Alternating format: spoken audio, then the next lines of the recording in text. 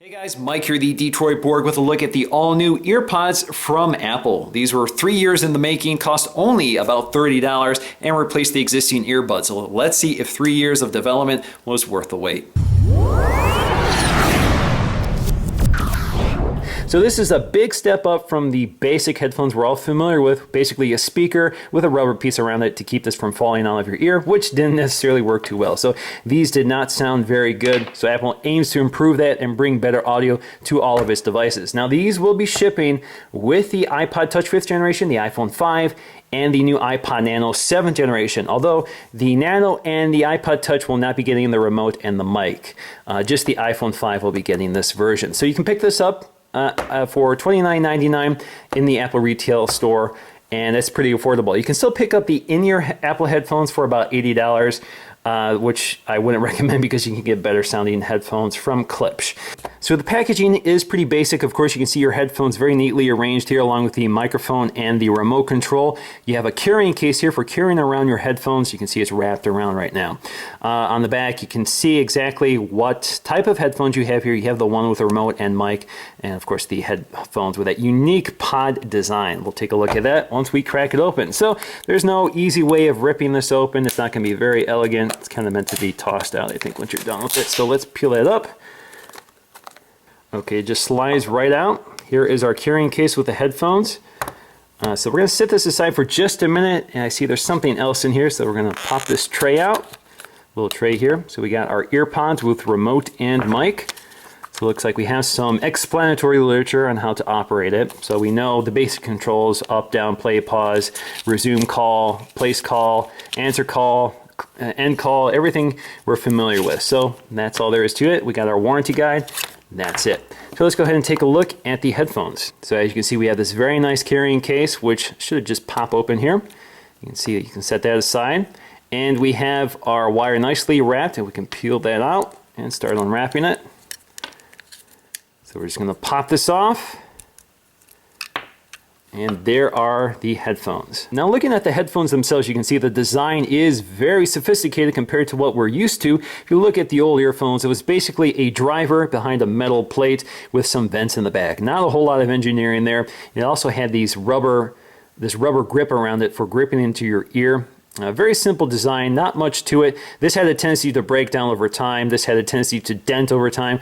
This appears to be far more robust. We got a simple, hard plastic, almost unibody design with these smaller vents. This channel is designed to fire directly into your ear canal. Now we have left and right, but really this will only work in your left or right ear. They're not designed to be interchangeable. So we also see we have additional vents here which are designed for improving audio quality. So we have a vent here for better mid-range response. We also have a vent down here, 2 vents down here, which allow more air movement for a lower frequency response. So you get a better bass out of these headphones. Now if we look at the shape of the design, you can see they spend a lot of time trying to figure out the shape of the human ear. There's a lot of variations there, so they try to make a design that will fit a high number of them. So for me, this feels very comfortable. This fits in my ear perfectly. It does not want to fall out. And I didn't have that problem with these earphones. I know a lot of people did, but these stayed in my ear just fine. And it's the same story with these, but your mileage will vary. Now looking at the remote and mic, you can see it's pretty familiar here. We have volume up, volume down, along with the center button. The center button is multifunction. It depends on what application you're using.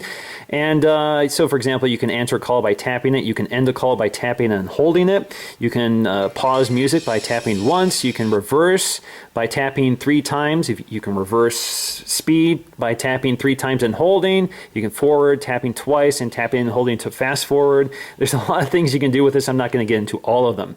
But what's interesting here is that there's a microphone on here, but it's invisible.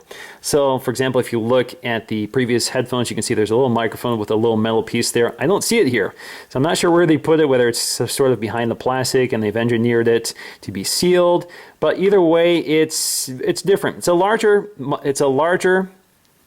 remote control. You can see it's a bit larger here.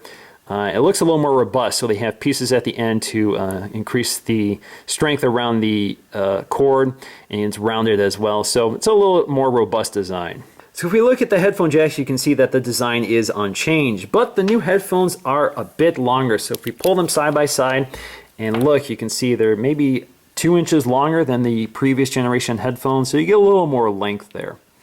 Now it's also worth pointing out that the microphone and remote control is a little higher along the right side than it was before. So you can see it's farther down here. So this allows you to keep the remote and microphone near your neck. So for example, you can tuck this wire behind your shirt and still have access to the remote without blocking the microphone. Now this is just a test of the microphone on the new EarPods. Now I'm going to record a sample using the EarPods, and then I'm going to go over to the earbuds to see how those sound. Now here's a test of the existing earbuds. How does this sound?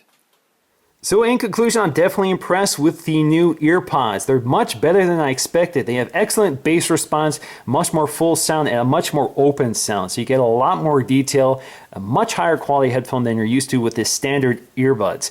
Now what's interesting here is that these also sound very similar to my in-ear headphones. My favorites are the Klipsch S4Is. I've been using those for a few years now, but they're not very robust. I tend to lose the earpieces.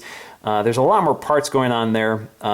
You know, for example, those ear tips that seal your ear, they have a tendency to fall off or get lost, and they don't necessarily stay in your ear. And unfortunately, with in-ear headphones, they have to make a perfect seal in order for the audio to sound good.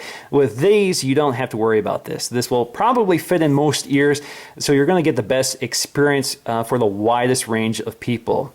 In-ear headphones have a tendency to be, you know, hit or miss. It depends on how well those earpieces fit. For me, the Klipsch S4Is were the only ones that fit properly. So these will fit most people. The only problem here is that because they do not seal your ear, they're not noise isolating. So any ambient noise will interfere with your audio listening pleasure. And that's standard with the existing Apple earbuds. Although these do a better job sealing your ears because they get a little closer to the ear canal, but still they're not noise isolating. So at $29.99, I think these are fantastic sounding phones, an excellent bargain. I would definitely recommend picking these up. I'm very impressed. So that's going to do for me, guys, in this video. Thanks for watching, and I'll see you again in the next one.